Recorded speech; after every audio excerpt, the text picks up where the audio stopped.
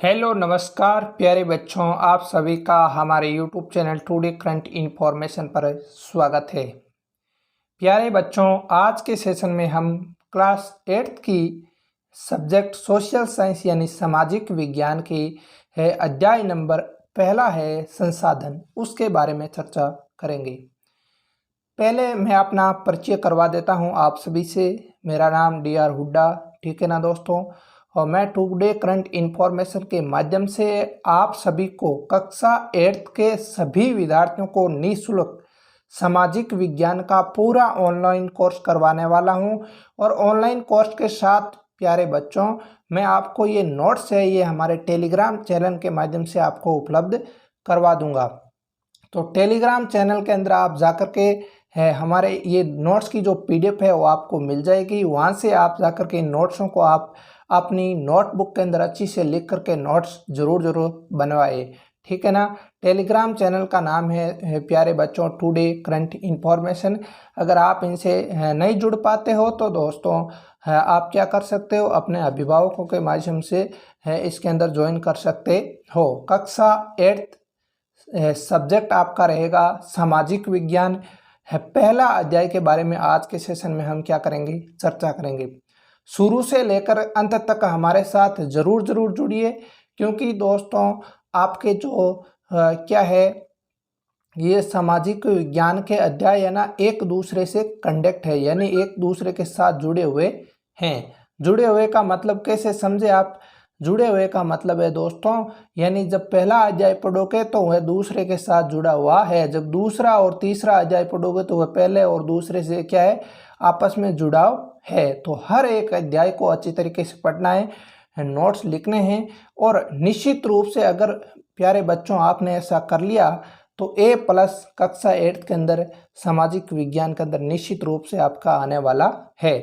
तो ज़रूर अच्छी मेहनत कीजिए, मैं पूरी मेहनत करवाऊंगा। पहले पाठ को अच्छी तरीके से पढ़ाऊंगा, उसके बाद प्रश्न उत्तर को लेकर के आऊँगा, प्रश्न उत्तर भी हल करवाऊंगा। तो हर एक शब्द पर हम बात करेंगे, टॉपिक पर बात करेंगे और आपको अच्छी से अच्छी अधिगम करवाने की कोशिश करूँगा। तो प्यारे बच्चों, बिना समय गंवाए हम सेशन को शुरू करते हैं। जितने भी साथीगण हैं उनके साथ एक बार सेशन को शेयर कर दीजिए और चैनल को सब्सक्राइब कर दीजिए। पूरा कोर्स फ्री में ऑनलाइन करवाने वाला हूं और उसी के साथ ये नोट्स भी आपको मिलने वाले हैं। प्यारे बच्चों, पहले अपन पढ़ते हैं संसाधन। पहला अध्याय का नाम क्या है आपका? संसाधन। तो संसाधन क्या होता है इसके बारे में चर्चा करते हैं। संसाधन एक ऐसा स्रोत है जिसका उपयोग मनुष्य अपने आवश्यकताओं को पूरा करने के लिए करता है, उसे संसाधन कहते हैं। उसे क्या कहा जाता है? संसाधन कहा जाता है। संसाधन क्या है? संसाधन एक ऐसा स्रोत है जिसका उपयोग मनुष्य अपने आवश्यकताओं को पूरा करने के लिए करता है, उसे संसाधन कहते हैं। इसका मतलब क्या हुआ दोस्तों? आप जब स्कूल के अंदर जाते हो, किताबें पढ़ते हो, तो किताबें पढ़ने का एक क्या है? संसाधन है, ठीक है। जिस रूम में आप पढ़ाई कर रहे हो वह क्या एक संसाधन है, संसाधन है। जहां आप रह रहे हो, परिवार के साथ रह रहे हो, तो परिवार एक क्या है? संसाधन है। तो मनुष्य अपने आवश्यकताओं को पूरा करने के लिए जिसका उपयोग करता है वह क्या है? संसाधन है, ठीक है ना। अब एक किसी वस्तु या पदार्थ की उपयोगिता एवं उसका मूल्य से उसी ही की संसाधन बनाती है। कुछ संसाधन आर्थिक रूप से अधिक मूल्यवान होते हैं, तो उन वस्तुओं को पेटेंट कहा जाता है। पेटेंट क्या होता है? इंपॉर्टेंट बात है, ये पेटेंट शब्द आया है, ये क्या होता है पेटेंट, ठीक है ना। चर्चा करते हैं पेटेंट पर। पेटेंट क्या होता है? पेटेंट एक ऐसा कानूनी अधिकार है जो किसी मनुष्य या संस्था को किसी विशेष उत्पाद, खोज, डिजाइन, प्रक्रिया या सेवा के ऊपर एकाधिकार का होता है। तो पेटेंट का मतलब होता है किसी विशेष है क्या हो गया आपके, विशेष संस्था पर अधिकार हो गया, विशेष खोज पर अपना अधिकार हो गया। तो ये हो, तो उसे क्या कहते हैं अपन? पेटेंट कहते हैं। क्या कहते हैं दोस्तों? पेटेंट कहते हैं। तो पेटेंट इंपॉर्टेंट है, एग्जाम के अंदर पूछा जा सकता है। ये आपको इस प्रकार से नोट्स बनाने हैं, बिल्कुल अच्छे नोट्स है, किसी भी संजीव का माध्यम आपको यूज नहीं करना है। ये सारे इंपॉर्टेंट नोट्स है और इनसे एक भी सवाल बाहर नहीं जाएगा, ठीक है। आगे का सवाल है हमारा, समय और प्रौद्योगिकी के द्वारा लोगों के विचार, ज्ञान, आविष्कार और खोज से अधिक संसाधन का निर्माण हुआ है। समय के साथ प्रौद्योगिकी यानी नई खोज के साथ साथ क्या है, नवीनतम ज्ञान के साथ साथ क्या हुए हैं, अनेक प्रकार के खोज हुए हैं, अनेक प्रकार के आविष्कार हुए हैं, अनेक प्रकार के ज्ञान से अधिक संसाधनों का निर्माण हुआ है। हुआ कि नहीं हुआ? सबसे पहले जैसे आप मैं बताता हूँ, पहिए का आविष्कार हुआ। किसका? पहिए का आविष्कार होता है, ठीक है। तो ये पहिए का आविष्कार सबसे पहले हुआ, ठीक है। और वर्तमान समय तक आते होते पहिए से पहले क्या है, बैलगाड़ी बनी, और बैलगाड़ी से क्या हो गया, फिर आपके बड़ी बड़ी चीज़ें बनने लगी, जैसे बस बन गई, ट्रक बन गए, कार बन गए, और ये पहिया वर्तमान में एक परिवहन का मुख्य घटक बन गया है, ठीक है ना। ये सभी देखो, पहिए से ही परिवहन के माध्यम से हम एक स्थान से दूसरे स्थान पर जा रहे हैं, तो हर एक साधन के पहिए हैं। तो पहिए का आविष्कार होने से वर्तमान नवीनतम खोज के साथ क्या हुआ, एक परिवहन उद्योग विकसित हो गया। हुआ कि नहीं हुआ? हुआ, बिल्कुल हुआ। जब आप स्कूल जाते हो तो किसी वैन में बैठकर जाते हो, तो ये क्या है, आपका एक संसाधन है। और संसाधन सबसे पहले ये पहिए का आविष्कार हुआ। पहिए के आविष्कार के माध्यम से आप जिस वाहन में या जिस मोटरसाइकिल में, जिस गाड़ी में जा रहे हो, जिस बस में जा रहे हो, उसी के बदौलत आप अपने स्कूल तक पहुंच रहे हो। तो इस बात को भी आपने समझ आया होगा। अब मैं बात करता हूं क्या होती है प्रौद्योगिकी। इम्पोर्टेंट बात है, हर एक शब्द पर बात कर रहा हूं, ठीक है। प्रौद्योगिकी का मतलब होता है बच्चों, किसी कौशल को करने या वस्तु बनाने में नवीनतम ज्ञान के प्रयोग को प्रौद्योगिकी कहा जाता है। क्या है? किसी कौशल को करने या वस्तु बनाने में नवीनतम ज्ञान के प्रयोग को क्या कहते हैं? प्रौद्योगिकी कहा जाता है। इम्पोर्टेंट बात है, किसी वस्तु को बनाने में नवीनतम ज्ञान के प्रयोग को क्या कहते हैं? प्रौद्योगिकी कहते हैं। अपने कौशल के माध्यम से, जैसे आप में भी पढ़ाई का कौशल है, क्या है? पढ़ाई का कौशल है, और उसके माध्यम से अगर आप किसी नौकरी में लग रहे हो या अन्य किसी चीज़ की क्या है, खोज कर रहे हो, तो वह क्या हो गई? प्रौद्योगिकी हो गई, ठीक है। तो ये भी इम्पोर्टेंट शब्द है, परीक्षा के अंदर पूछा जा सकता है प्रौद्योगिकी क्या है, तो आप सीधा आंसर लेकर के आ जाना। अब अपन चर्चा करेंगे संसाधनों के प्रकार। तो संसाधनों के प्यारे बच्चों, कितने प्रकार के संसाधन होते हैं? अगर पूछे ऐसे तो 3 प्रकार के होते हैं। कितने प्रकार के होते हैं? 3 प्रकार के संसाधन होते हैं। सामान्यतः संसाधनों को कितने 3 भागों के अंदर बांटा गया है। पहला है प्राकृतिक संसाधन, दूसरा है मानव निर्मित संसाधन, तीसरा है मानव संसाधन में वर्गीकृत किया गया है, ठीक है। ये आप अलग अलग लिख लेना, ठीक है। अब हम बात करेंगे प्राकृतिक संसाधन क्या है। तो प्राकृतिक संसाधन के बारे में चर्चा करते हैं। फिर प्राकृतिक संसाधन को दोस्तों, मित्रों, बच्चों, कितने भागों में बांटा गया है? 2 भागों के अंदर बांटा गया है। कितने भागों के अंदर? 2 भागों के अंदर बांटा गया। उसकी आगे हम अच्छे से चर्चा करेंगे। तो प्यारे बच्चों, प्राकृतिक संसाधन वे संसाधन जो प्रकृति से प्राप्त हुए और उनमें अधिक संशोधन के बिना उपयोग में लाए जाएं, उन्हें प्राकृतिक संसाधन कहते हैं, ठीक है ना। जो निःशुल्क प्राप्त हुए, हमें उपहार के रूप में मिले हैं, तो उन्हें हम प्राकृतिक संसाधन कहते हैं। इंपॉर्टेंट प्रश्न है, अगर परीक्षा में पूछा जाए तो वह संसाधन जो प्रकृति से प्राप्त हुए हैं, प्रकृति का मतलब वायु प्राप्त हो रही है, किससे हो रही है? प्रकृति से। मृदा, जल, मिट्टी हो गया, जल हो गया, ये कहाँ से? प्रकृति से हमें प्राप्त हो रहे हैं, और उनमें अधिक संशोधन के बिना उपयोग में लाए जाते हैं। बिल्कुल बिना उपयोग में, उसके अंदर संशोधन के बिना अपन उपयोग ला सकते हैं, जो उसे हम क्या कहते हैं बच्चों? प्राकृतिक संसाधन कहते हैं। जैसे वायु हो गया, मिट्टी हो गया, जल हो गया। आगे इसके प्राकृतिक संसाधनों में से बहुत से प्रकृति के निःशुल्क उपहार है। क्या है? निःशुल्क उपहार है। क्या पैसा लगता है? जल का क्या पैसा लगता है? वायु का क्या पैसा लगता है? मिट्टी का क्या पैसा लगता है? बिल्कुल नहीं लगता है। तो ये क्या है? हमें प्रकृति से क्या है? निःशुल्क उपहार के रूप में मिल रहा है, और सीधे ही उपयोग में लाए जा सकते हैं। आपके, हमारे सभी के क्या है? ये संसाधन है काम में आता है। अगर वायु नहीं होती तो क्या हम इस धरती पर जीवित रहते? तो आंसर होगा बिल्कुल नहीं रह पाते। क्या जल नहीं होगा तो हम इस धरती पर आज जीवित रहते? बिल्कुल नहीं रह सकते थे। तो ये हमें क्या है, प्रकृति से प्राप्त हो रहा है। वह कैसे प्राप्त हो रहा है? निःशुल्क प्राप्त हो रहा है। उसका कोई अलग से पेमेंट खर्चा नहीं लगता है, पैसे नहीं लगते हैं। तो ये आपको समझ में आया होगा। नेक्स्ट इसके अंदर है प्राकृतिक संसाधनों को विस्तृत रूप से नवीकरणीय और अनवीकरणीय संसाधनों में विभाजित किया जा सकता है। बच्चों, प्राकृतिक संसाधनों को दो भागों के अंदर बांट दिया जाता है। पहला भाग है आपका नवीकरणीय, क्या है? नवीकरणीय। और दूसरा है अनवीकरणीय संसाधन। कौन सा संसाधन? अनवीकरणीय संसाधन। तो ये प्राकृतिक संसाधन के कितने भाग हैं? दो भाग है। कौन कौन से हैं? पहला है नवीकरणीय, दूसरा है अनवीकरणीय। ठीक है, तो ये आपको समझ में आया होगा। अब हम चर्चा करते हैं क्या होता है नवीकरणीय संसाधन। ठीक है, नवीकरणीय संसाधन के बारे में चर्चा करते हैं। बच्चों, नवीकरणीय संसाधन ऐसे संसाधन जो पुनः उत्पन्न होने या जल्दी से नवीकरण करने की क्षमता रखते हैं, उसे क्या कहते हैं? नवीकरणीय संसाधन कहा कहते हैं। जैसे सौर ऊर्जा हो गया, पवन ऊर्जा हो गया, वन हो गया, जल हो गया और विद्युत ऊर्जा हो गया।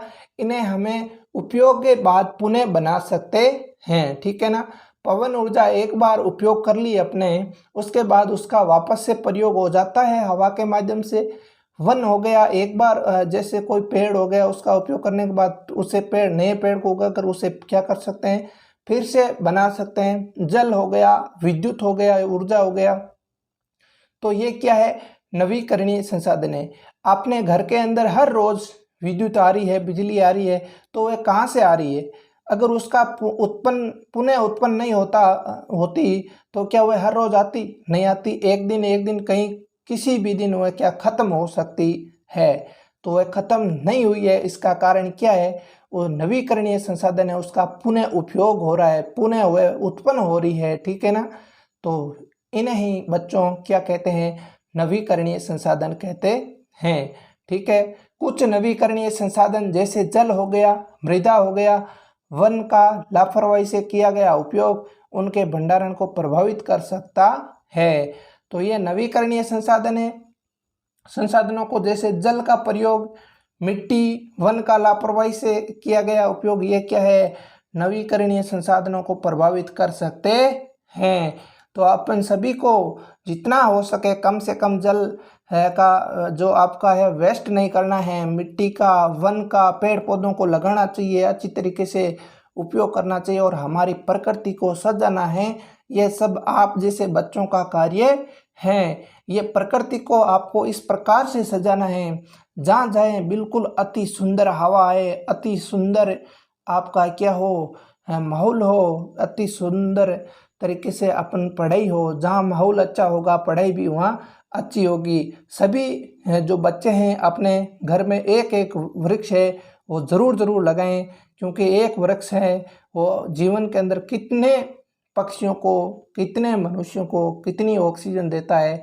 कितने पक्षियों का आवास के रूप में वो पक्षी जीवित रहते हैं, वहाँ पर बैठते हैं, अपने घर आवास बनाते हैं और अपने बच्चों को पैदा करते हैं। इस प्रकार से ये जो प्रक्रिया है वो चलती रहती है। हर एक पक्षी को बहुत अच्छा फायदा हुए। इस प्रकार से एक वृक्ष से सभी बच्चा ज़रूर लगवाएं। ठीक है, आगे हम चर्चा करते हैं बच्चों अनवीकरणीय संसाधन क्या है। ठीक है, इन पर चर्चा करते हैं। अनवीकरणीय संसाधन वह संसाधन जिनका भंडार सीमित है, भंडार के एक बार समाप्त होने के बाद पुनर्स्थापना नहीं होती है तथा पुनः निर्माण में हजारों वर्ष लग जाते हैं, उसे अनवीकरणीय संसाधन कहते हैं। जैसे कोयला हो गया, पेट्रोलियम हो गया और प्राकृतिक गैस हो गया। प्यारे बच्चों, ऐसे संसाधन के भंडार जिनका उपयोग एक बार हमने कर लिया, ठीक है, उसका पुनः उपयोग हजारों साल, उसको जो पुनर्स्थापना तो नहीं हो सकती है, और अगर एक बार वो खत्म हो जाता है तो पुनः उनका क्या हो जाता है, निर्माण के अंदर हजारों वर्ष लग जाते हैं।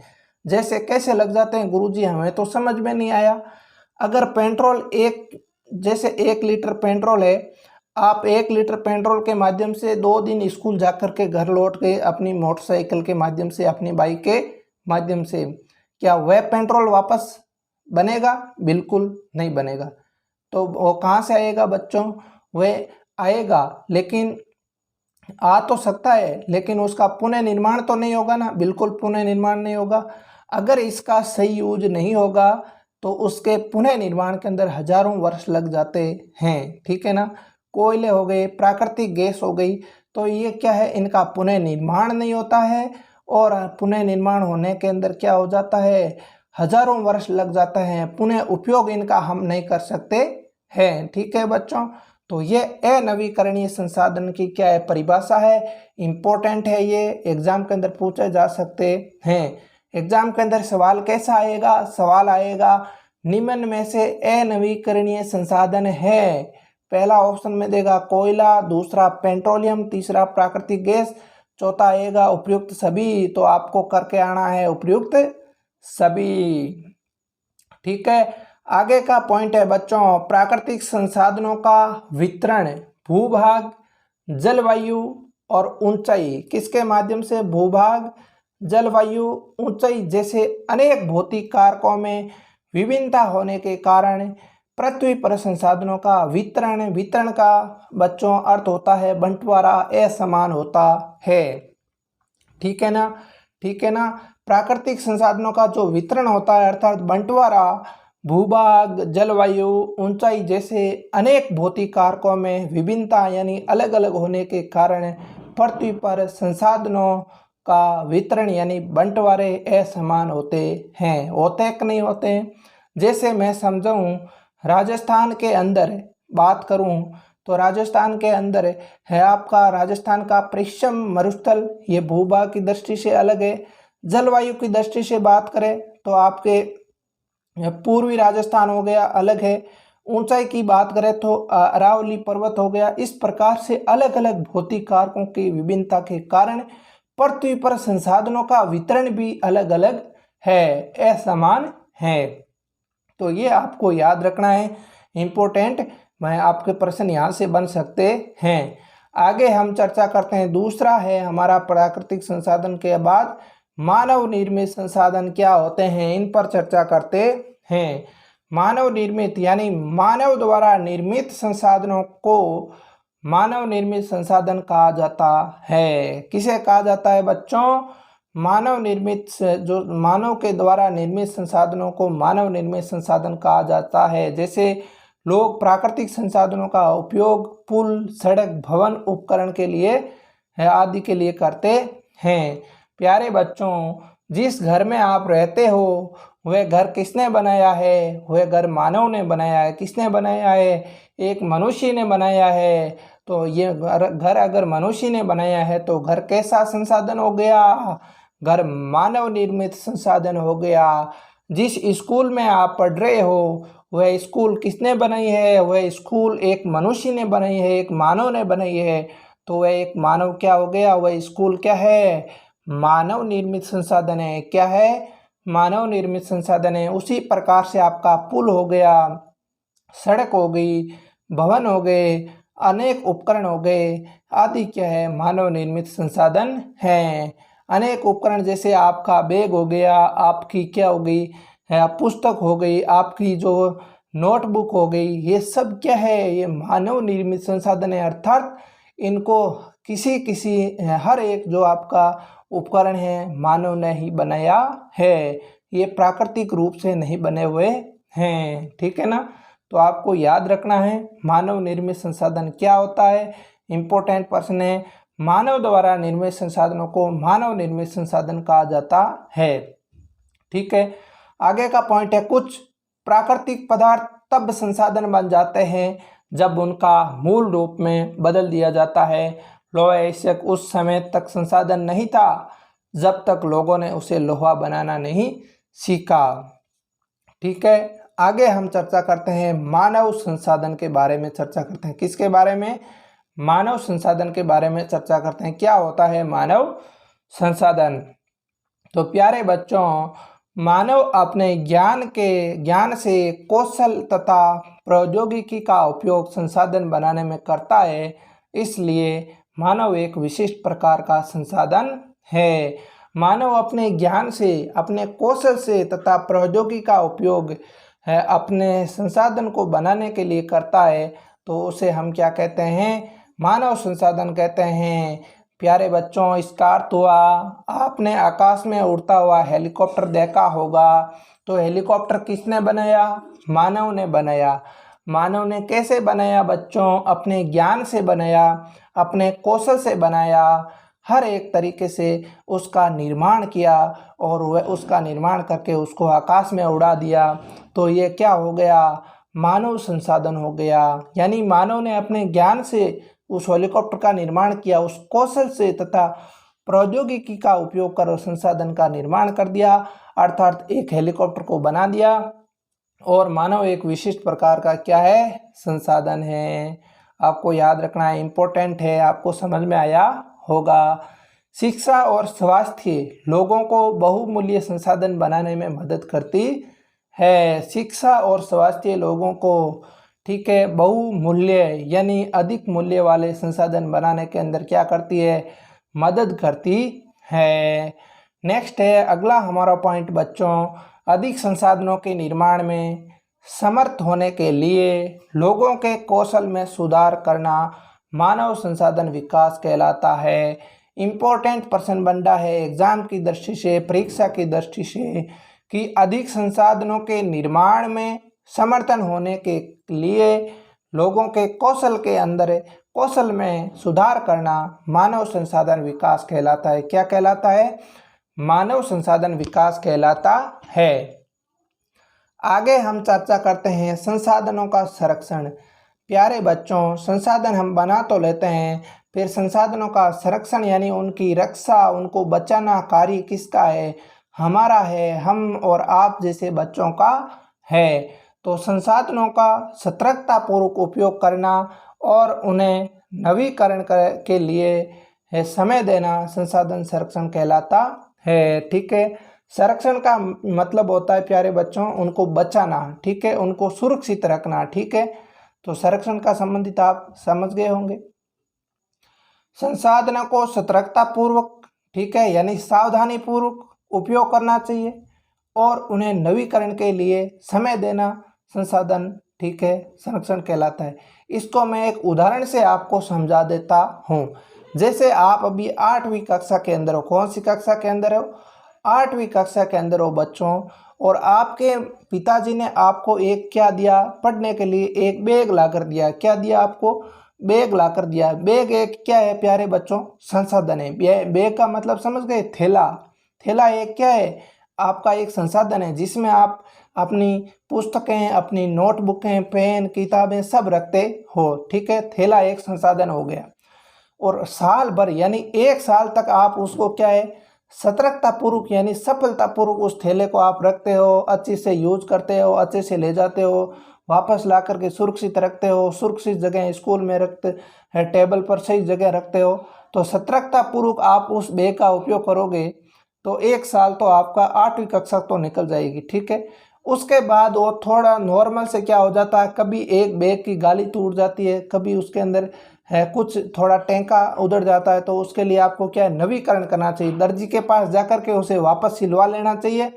तो आपकी 9वीं कक्षा की क्या हो जाएगी? और पढ़ाई हो जाएगी। ठीक है, तो इसके माध्यम से आप क्या कर सकते हो? अपने संसाधनों को सुरक्षित रख सकते हो। इस उदाहरण के माध्यम से आपको समझ आया होगा कि संसाधन संरक्षण कैसे करना है। तो प्यारे बच्चों, अब हम संसाधन संरक्षण के तरीके क्या है इनके बारे में चर्चा करते हैं। ठीक है, पहला है वस्तुओं का पुनः चक्रण करके, दूसरा है वस्तुओं का पुनः उपयोग करके, तीसरा है वस्तुओं के उपभोग को कम करके क्या कर सकते हो? संसाधन संरक्षण के तरीके ये 3 हैं। तो प्यारे बच्चों, इन 3 तरीकों के माध्यम से आप क्या संसाधन संरक्षण के कर सकते हो, रख सकते हो। अगला हमारा प्रश्न है, अगला पॉइंट है बच्चों, सतत पोषणीय विकास क्या है? इंपॉर्टेंट प्रश्न है, सतत पोषणीय विकास। संसाधनों के सावधानीपूर्वक उपयोग और भविष्य के लिए उनके संरक्षण में संतुलन बनाए रखना सतत पोषणीय विकास कहलाता है। क्या है सतत पोषणीय विकास? प्यारे बच्चों, संसाधनों को सावधानीपूर्वक उपयोग और भविष्य के लिए यानी आगे की पीढ़ियों के लिए उनके संरक्षण में संतुलन बनाए रखना क्या कहलाता है सतत पोषणीय विकास कहलाता है। सतत पोषणीय विकास के कुछ सिद्धांत क्या क्या है? तो प्यारे बच्चों, प्राकृतिक संसाधनों के ह्रास को कम से कम करना चाहिए। जितने भी प्राकृतिक संसाधन हैं जैसे वायु हो गया, जल हो गया, उनको वेस्ट कम से कम करना चाहिए। अगला दूसरा पॉइंट है मानव जीवन की गुणवत्ता को बढ़ाना। मानव जीवन की गुणवत्ता को क्या करना? बढ़ाना। तीसरा है ऑप्शन इसके अंदर पृथ्वी की विविधता का संरक्षण करना। प्यारे बच्चों, पृथ्वी पर विविधता यानी अनेक प्रकार की प्यारे बच्चों पृथ्वी पर यानी इस धरती पर अनेक प्रकार की विविधता का अर्थ होता है अनेक प्रकार के जीव जंतु रहते हैं, अनेक प्रकार के मानव रहते हैं, अनेक प्रकार के संसाधन इस धरती पर है। तो अनेक प्रकार की जो संसाधन हो गए, मानव हो गए, पशु पक्षी हो गए, तो उनका संरक्षण करना, उनकी रक्षा करना हमारा क्या है? महत्वपूर्ण कार्य है। अगला चौथा पॉइंट है पर्यावरण के प्रति व्यक्तिगत व्यवहार और अभ्यास में परिवर्तन होना चाहिए। पर्यावरण को बचाना हमारे जैसे और आप जैसे बच्चों का क्या है? कार्य है। और पर्यावरण के साथ हमें संतुलन बना के रखना भी बहुत ज़रूरी है। तो प्यारे बच्चों, ये हमने आज पढ़ा संसाधन, आपके सामाजिक विज्ञान का पहला पाठ है संसाधन। इसको पूरा अच्छी तरीके से अध्ययन किया है। मुझे पूरी आशा और उम्मीद है कि ये सेशन आपको अच्छा लगा होगा, समझ में आया होगा। अगर कोई भी टॉपिक या कोई भी शब्द आपको समझ में नहीं आता है तो आप नीचे कमेंट बॉक्स के माध्यम से कमेंट करके हमें ज़रूर बताएं। हम आपको वापस उसका अच्छी तरीके से समझाने की कोशिश करेंगे। अगली क्लास हमारी होगी इस पाठ के संबंधित जो प्रश्न उत्तर हैं, सभी प्रश्न उत्तरों को लेकर अगली क्लास होगी। शानदार क्लास, हर एक क्लास लीजिए, अच्छी तरीके से नोट्स बनाएं। इनसे बाहर आपकी बोर्ड परीक्षा के अंदर कुछ भी नहीं रंझाने वाला है। हर एक प्रश्न यहाँ से आएगा। कल इम्पोर्टेंट प्रश्नों की एक क्लास और आएगी इस पाठ से संबंधित, वह क्लास भी आप ज़रूर देखना और अच्छी तरीके से मेहनत कीजिए। तो प्यारे बच्चों, आप सभी का हमारे इस चैनल पर पुनः स्वागत है। चैनल को सब्सक्राइब कीजिए और अपने जितने भी साथीगण हैं उनके साथ शेयर ज़रूर कीजिए। अपने कक्षा के सभी बच्चों को ज़रूर बताएं, क्योंकि बच्चों, आप जैसे बच्चों को हमारा पढ़ाना का मुख्य काम है, मुख्य कार्य है। और हम एकदम अच्छी तरीके से आपको धीरे पढ़ाएंगे और आपको 90+ नंबर लेकर के 100% आएंगे। 90 क्या 100 में से 100 लेकर के आ जाएंगे अगर लगातार अच्छी मेहनत करेंगे तो बच्चों, आज के लिए इतना ही। मिलते हैं नेक्स्ट सेशन में, अगली क्लास में। तब तक के लिए धन्यवाद। जय हिंद, जय भारत।